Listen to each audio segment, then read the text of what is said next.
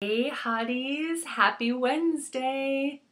This is your video for Wednesday for the Authentically Audacious Virtual Planning Retreat. And I just want to start off by saying, have you seen all the activity in our group?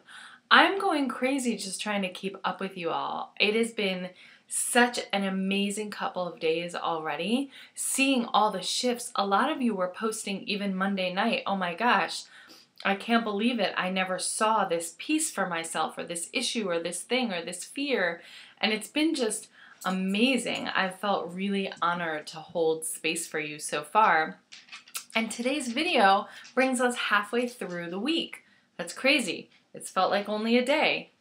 So one of the things that I really love, and this is why I'm talking about it, I really want to shout it out, is how you're all paying attention to what you're learning for yourself, obviously, because you're here, but you're also really tuning in to what you're learning and seeing for yourself as you read other women's posts too, and how what they're finding out is applicable to you and your business and your heart-centered path, right? There's a reason that we're doing this work together as a group. Groups of women are mad powerful ways to receive wisdom, get support, and learn lessons that take you way longer when you're trying to work by yourself. This is why I've chosen to structure my program so that I work mainly with women in groups. So my 9-month mastermind, the Authentic Leadership Mastermind, or ALM, is a really super valuable group, and the way that you're all coming together on this page is reminding me of it. It's a really super valuable group that allows you to work towards your business goals on both an inner level and an outer level, right? Like we've been talking about, but in a way that feels supported, where you have sweet accountability and the benefit of as many minds and as much wisdom as the number of women in the group. And I'm really thinking about our new ALM group as I watch you all responding to each other and cheering each other on and being like, oh my God, you feel that way? I feel that way. I thought I was the only one who felt that way. So stop for a minute and just write down for yourself what you're seeing so far from Monday onwards, including what I'm sharing with you today and the journaling you're doing, and specifically including the other women's work that you're reading. What are you seeing for yourself so far?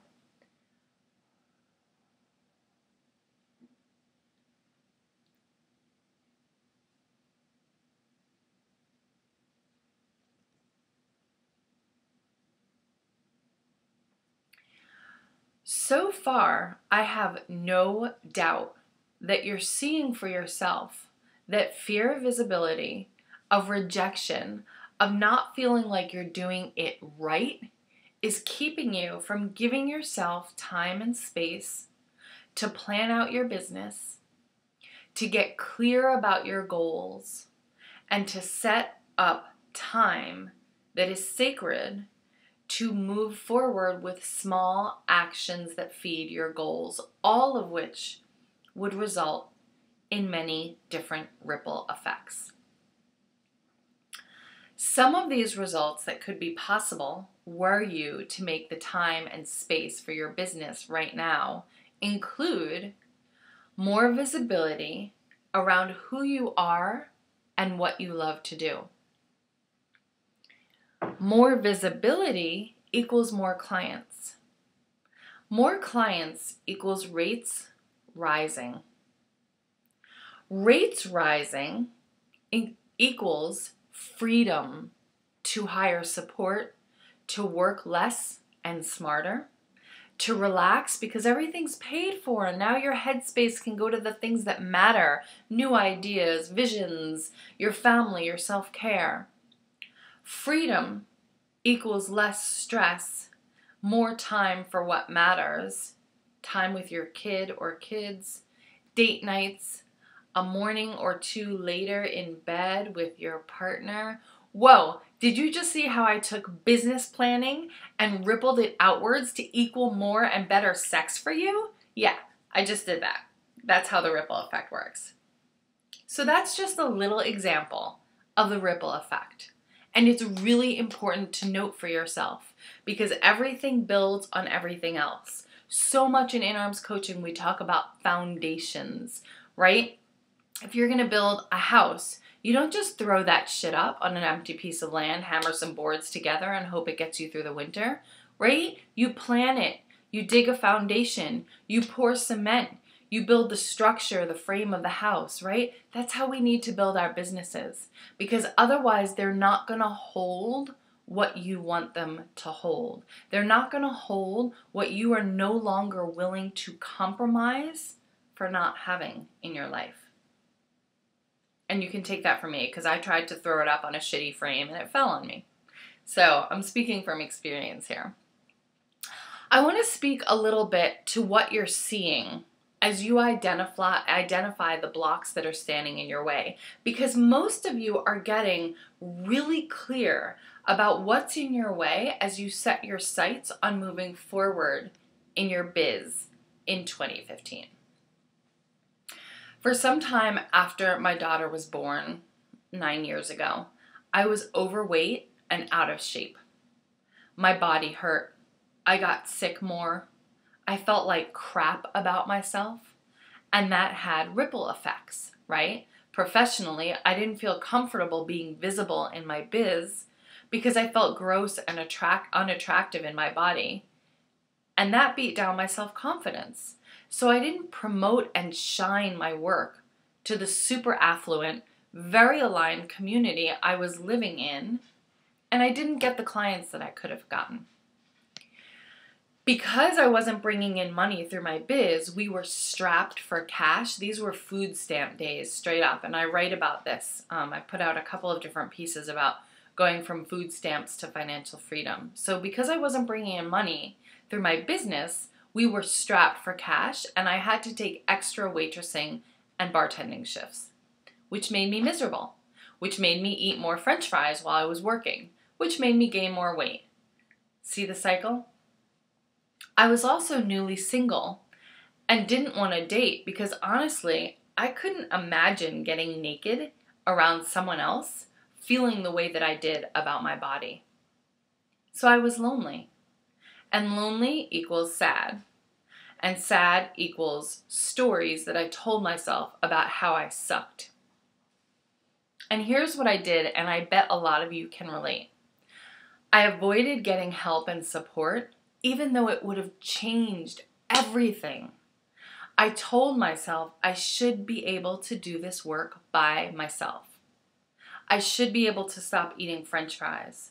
I should be able to watch exercise videos. I should be able to get moving more, to change my life all by myself. And then I did the worst thing.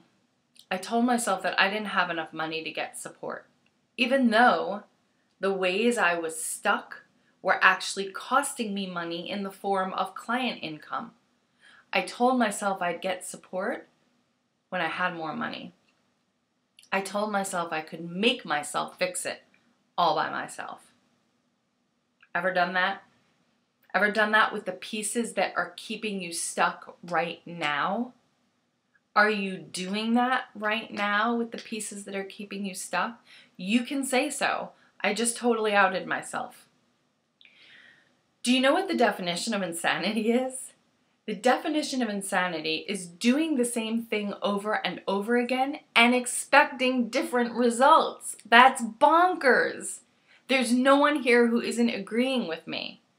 But raise your hand if you've ever tried that. Are you acting as insane as I was? So here's what happened.